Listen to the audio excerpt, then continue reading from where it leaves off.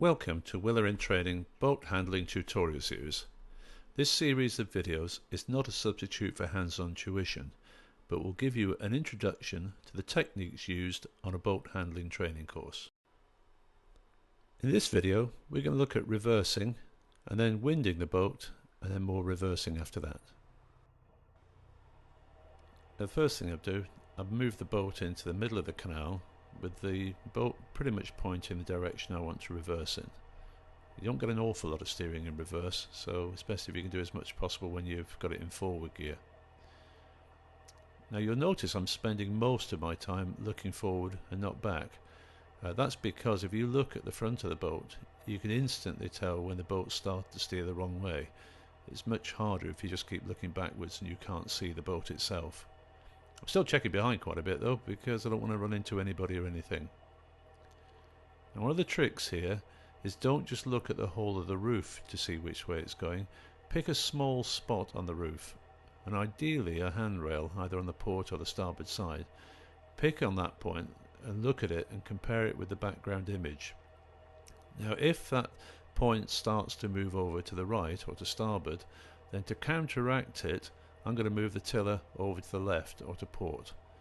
And you have to do this often and regular movements, small movements but regular.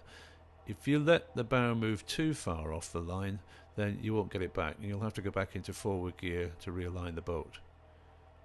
But if you watch now, you'll see me making little movements here and there just to get it back into the line. Move the tiller to the left and eventually the bow will start to move to the left.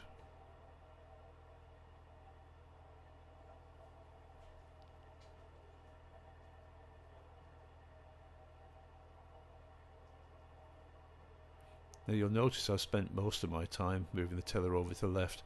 It's useful here to know that you've got an effect called propeller effect or transverse thrust, and in the case of Peggy, the narrowboat we're using, it's a right hand propeller, so in forward gear it would normally be turning clockwise when you view from the back of the boat. In reverse gear of course that means it's turning anti-clockwise and it's tending to want to move the stern over to the port, and therefore it would move the bow over to starboard or to the right, and therefore to counteract it I keep moving the tiller over to the left hand side.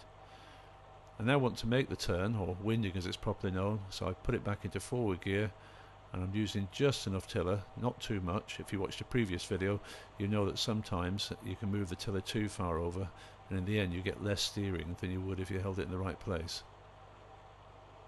So I'm checking the line of the bow, checking my position, at the same time I'm looking over the stern to see which way the wash is going.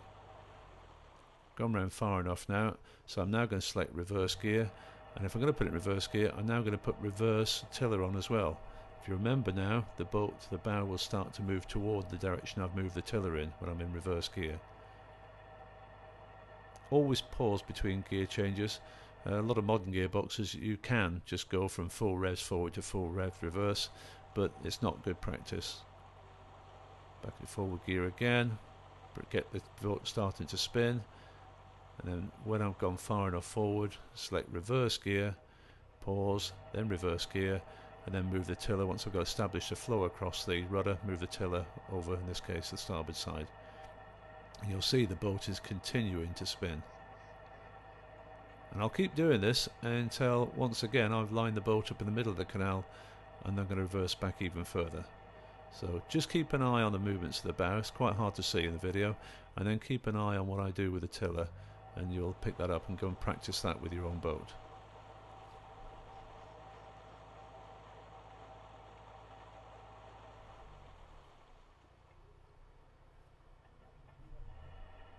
You see I still want the bow to move over to the right hand side, i.e. to starboard, and therefore you can see me holding the front of the tiller over in that direction.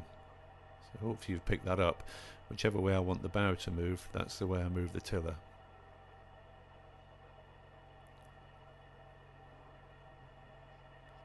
One of the key tips here is don't keep varying your engine revs any more than you have to. You'll find that the steering works in a certain way at certain revs, and this varies from boat to boat, from hull to hull. So pick one setting and try and work with that for a while, and then if it's not working for you, try a slightly different setting, but usually just something just above tick over is fine. See, I've still got the tiller held over to the right because I still want the bow to come over to the right, but it's now starting to come to the centre, so I'm bringing the tiller to the centre. I'm going to be careful to stop it over swinging, so I've just moved the tiller over to the left or to port, just to stop that bow slipping too far to the right.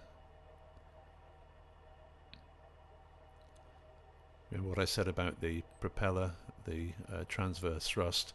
I'm counteracting that now with the tiller over to the left hand side. It's not hard over by any means. And there you have it. You can reverse for miles and miles if you want to using this method. The wind will affect you, but this is pretty much the technique you can use.